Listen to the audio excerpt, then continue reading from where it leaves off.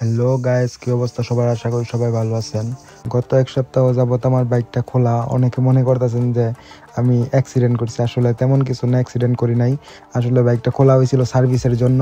আর service দিতে late হওয়ার কারণ হচ্ছে বাইকের পার্টস কিনতে হয়েছে অনেকগুলা, যেগুলো আমি এক জায়গায় পাই নাই। আর একটা বিষয় হচ্ছে আমার কাছে টাকাও তেমন ছিল না। এখন আপনারা অনেকেই বলতে পারেন, ভাই আপনি R15 চালান, আপনার কাছে টাকা নাই, কি করে থাকবো বলেন? পাবলিক তো মনে করে বাইকে মনে হয় তেল বললেই চলে। আসলে ভাই তেল বললে শুধু বাইকে চলে না, বাইকে মোবিল চেঞ্জ করতে হয়, ইয়ার ফিল্টার চেঞ্জ করতে হয়, ব্রেক শু চেঞ্জ করতে হয়, আর অনেক কিছু ভাই। এগুলা বললে শেষ হইব না, এগুলো ভাই কমন, বুঝছেন? এগুলো চেঞ্জ করতেই হইব।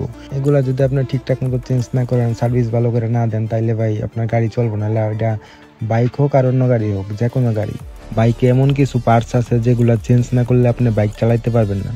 এটা শুধু বাইক না, যে কোনো গাড়ি, সব গাড়ির মধ্যেই কিছু কিছু পার্টস আছে যেগুলো চেঞ্জ না করলে বাইক কিছুই চালানো যাবে না।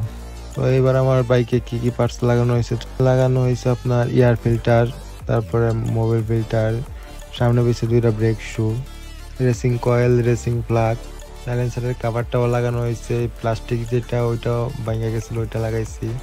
রেডিয়েটারটাও নতুন লাগানো হয়েছে, কারণ রেডিয়েটারটা নষ্ট হয়ে গেছিল। নই ফুড রেঞ্জটা ইনস্টল করা হয়েছে। আর ওই টুকটাক অনেক কিছুই লাগানো হয়েছে। তো চলেন দেখা যাক।